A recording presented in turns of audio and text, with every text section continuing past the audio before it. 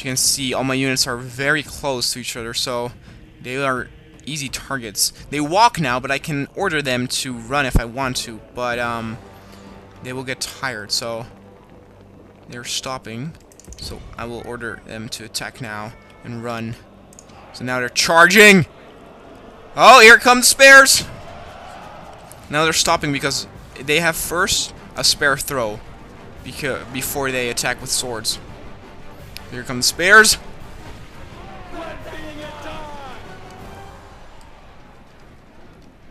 Oh yeah, I think actually, hold on, I'm sorry to do this, game options.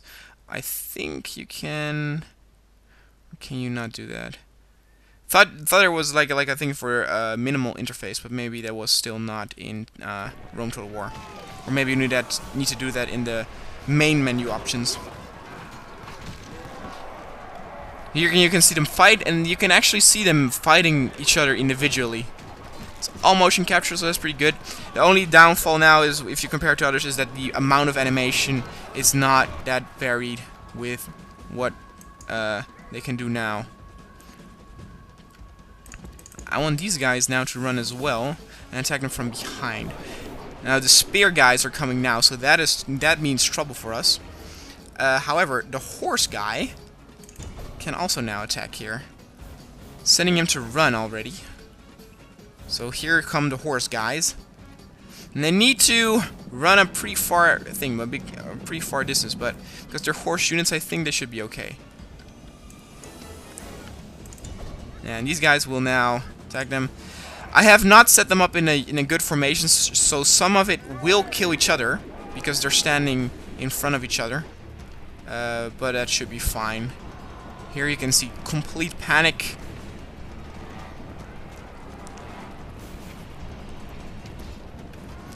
I love this game so much. And here comes the cavalry!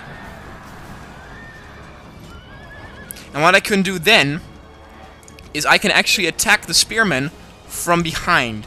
From behind they will not be such a threat to my horse units. Some will die, of course, but as you can see, they have created a wall here which my units cannot penetrate easily.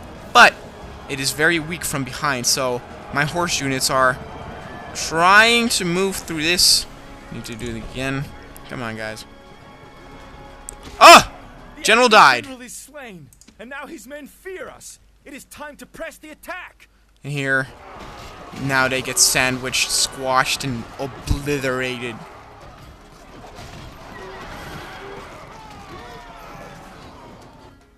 The gods be Fuck praised. yeah.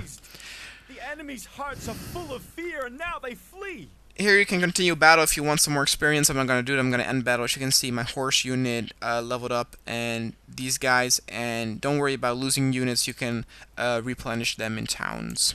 So let's end the battle. Oh, Rome will be amazed at such a victory. We lost one, 38. Ours. They only have 5 men remaining, so it wouldn't even be worth it continuing the battle.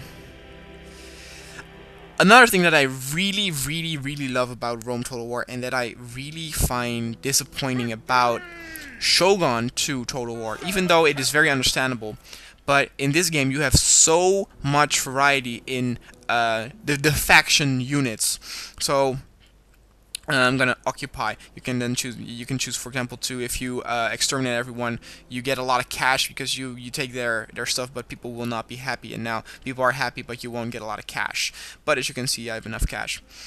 But so like the people from Egypt and stuff, they have those the horse units with the cars behind them with those spikes, right? Like, you know, from the Gladiator movie or Ben-Hur, and you know, Hannibal has the elephants, and you have the Scots and the barbarians and stuff. And actually, do you have already Scots? No, you don't.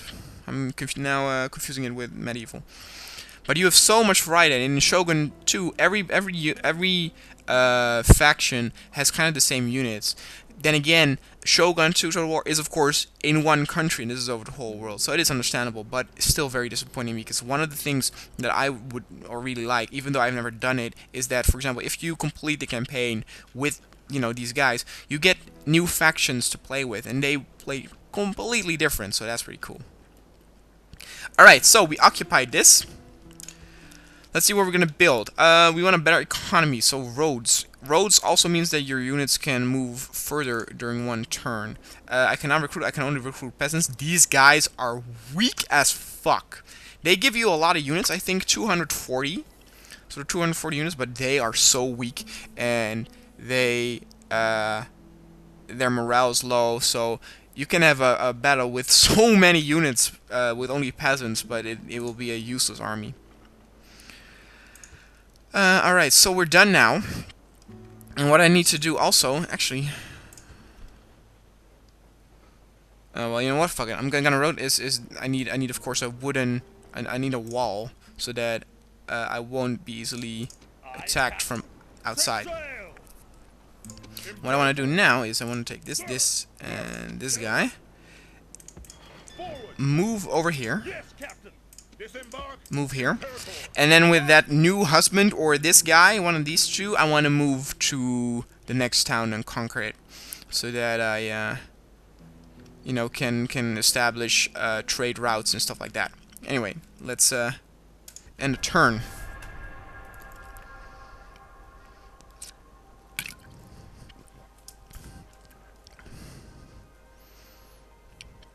Here you can see the movements of your other opponents. Let's see. Blockade port. So we need to blockade that port, and that pretty means that their economy will go down because their trade route is blocked. We have rebels here, which to me is very, very, very weird. I've never had rebels over there. I hope that the blue guy attacks it. I should actually recruit a wooden wall. Sure. I'm a little confused there. I've never had that happen. But I should be alright. That still is being made. The roads are done. And now I'm going to do a wooden palisade. Let's see what we have here. Yeah, the roads are done. End of turn. Ooh, we have a lot of profit. And coming of age. So that means we got one extra guy on our... Where is he? Where the fuck? Coming of age also means that you have an extra... And as you can see here, we have an extra general on our team. Generals can die, of course, too. They can be killed, but they can also die of old age. As you could see, we don't have a lot of turns to blockade a port, so I'm gonna go immediately towards there. Attack neutral faction, yes, because they say so, and they are the Carthaginian, whatever the fuck. So yeah, we're gonna attack that. And you have so much shit. I mean, you can open this up and you can see all stuff like the faction rankings, for example, right? And here you can compare yourself with, for example, one unit, or you know, tag the ones that you want. This is, for example, overall ranking. You can also check it in military ranking. You know how many militaries they have in production, territory. So you can actually see that we are on the top, on the same page with red, and black is, well, Macedonian. Macedonian is my fucking rival always. Macedonian is... I talked to a friend who said he could never, ever conquer Egypt. And Egypt is... Where's Egypt? Egypt.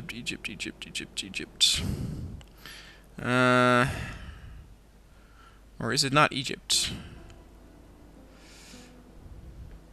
Egypt. And as you can see, Egypt is way up there. Financial, population, and pretty much overall ranking. As you can see, Egypt is way above our league. Can you select them all? Custom selection, own faction, all factions. And as you can see, at this moment, Egypt is indeed the highest faction living. Alright. Enough of that. Let's see. We're gonna get that port. Oh no, we're gonna. Aye, Captain. Alright, I'm gonna end the turn.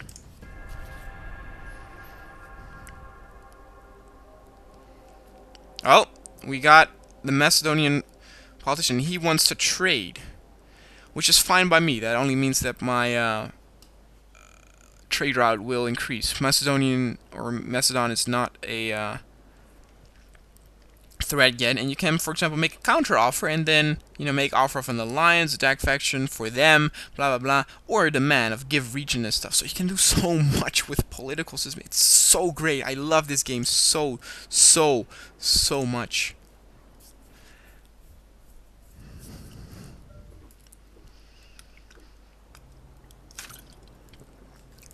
Of course, also with Rome 2 Total War coming, that's very exciting.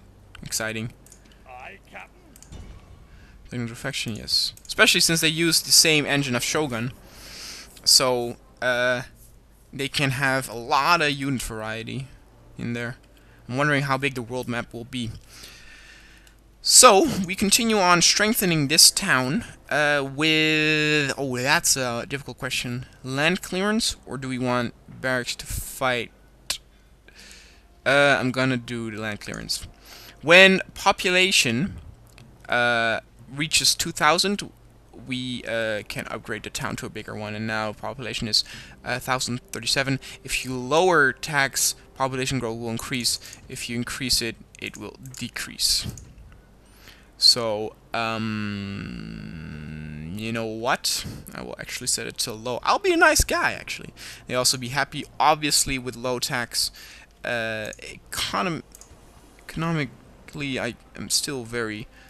Well, you can do blacksmith, which basically means that they have better armor and weapons, which means they are more deadly, and of course they can survive longer. Oh, there's so much shit in this game. It is all so micromanagement, and oh, I love it. This is really one of those hardcore titles that you can spend so much time in just tweaking stuff, and love it. I'm gonna do a port, so we're gonna have a trade route there. You can see some of the trade routes over here. What do we have? What's the news? Do we have profit? I don't have profit. That's actually a bit of a shocker. Am I Broody Eye? I'm always forgetting who I am. Who am I? Well, maybe Broody Eye. I don't know. So then offices, blah blah blah. And after all these years, I still don't know what some of all those lists or options mean, or what they have influence on. So there's so much you can do with this. All right, so here, if I do this, I will be roll with an exotic unit. So I will get a unit that I usually cannot take or cannot get. Sometimes also you can. For example, you can have war dogs or stuff. But we need to attack this settlement, which is a Greek settlement, which we are at war with. And as you can see, they have a pretty protected town here. They have a wall, and they have an army over there, which is a little bit annoying. What do we have left? You have been granted a gift of 1,000 coins, or denarii, but I'm going to call it coins because denarii is a little bit difficult to remember all the time. Alright, let's see what we have. We have payroll. I could also make a practice range to make missile units, but I am still gonna try and increase my economy. What you really want is a base economy, because if you're gonna have multiple armies, multiple big armies, that will drain your money instantly. So you want a good base. In Shogun 2, the smartest thing to do is even to do the first 10, maybe 15 turns, not waging war at all, but just making a good economic base. What will I do? What will I do? I will... I don't know. I'm gonna try and spy on them. At your service. See what they have, and I'm gonna recruit some units here. I'm gonna leave these guys now. I'm gonna go back to my dock so that I can move some units from over here to here, because I want to increase my army now, because they have 2 armies over there, so that's going to be a little bit of a pain in the ass. Could of course also... where's my agent? Sir. I could try and for them to give it to me, but probably won't happen.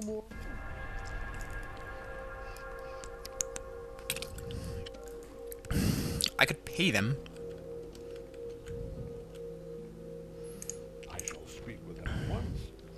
So, bribe. Wow. I didn't even know you could do that. So for example, we can do ceasefire. Let's see if they want that. An end to war, perhaps in the fullness of time, but we see no reason. Okay, no reason. So what happens if I give new offer, give Thermon, and so I want that, and name your price to a reasonable, and what I will do is I will pay, how much cash do I have? I will pay, for example, 2,000. Can I type that in? Yes, I can. 2,000. Let's see what they say. Your words are empty, Azure. Yeah, there's not a lot of cash, of course, so not really realistically. But I wanted to guide you guys to show you guys how the political system works, or the diplomacy. All right, another horse unit. Usually, I'm not so much from the horse units. I'm more of archers and stuff. But these other units are really not that good. I don't like war dogs all that much. Oops. So economy mines, but of course.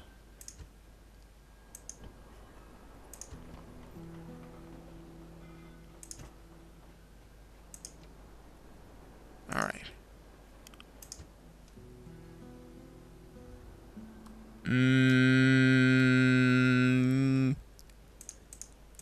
Yes, master. I spy with my little eye, and they have. These guys are trouble though. These are horse missile units. As you can see, they have a lot of missile units, but no lance units, so that is good. These guys are the pain in the ass though for my horse units, but otherwise they should be, especially these guys, should be dealt with easily. Ooh, Mastodon. Okay, I think. Will I spend one more turn? You know what? I'll spend one more turn on making horse units, and then I will move there and try to attack. Let's see, what's this? And also signed. Blah blah blah. Ooh, we are losing money fast though. Maybe I should indeed stop recruiting, or should I? Let's see what I can still. 420 though. Ooh, that's a tough one. 3. You know what? Fuck it. I'm gonna do it with these 3. General, sir, march! Set sail, leaving the army. All right, now we have a big army, as you can see. I will take 2 generals with me, so that. Oh fuck me, Macedon is over there. No. This is horrible.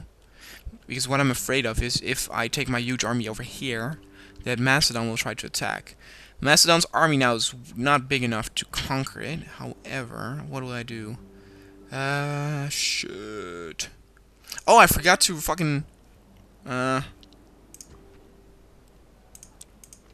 I cannot retrain them. Oh, okay, no, that's not a problem then. Ooh. General,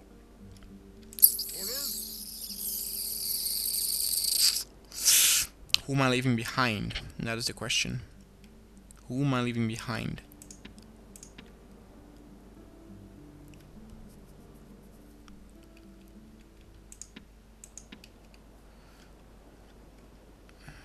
Well, you know what? I won't leave now because now I can only move like that. So I will still leave it like this.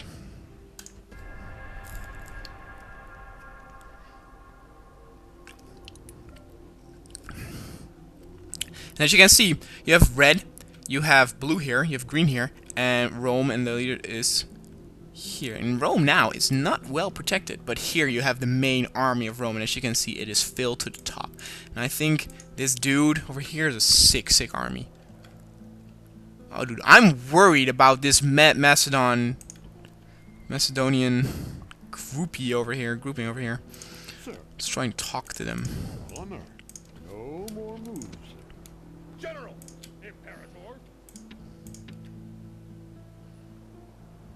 Wait a minute. I can recruit now, right? Fuck it, let's recruit these guys. And this, I don't know. Because they have benefits for multiple things, so I'm gonna... This time, it would be a Mercury. sound strategy to build a Sure. shrine to Mercury in this settlement. Shut up. This Okay, no, I'm gonna take my big army then. And hope to God that they will have enough going on there. Attack! Ready to sail! Yes, Captain! I can indeed send another army over there. Okay, let's do that.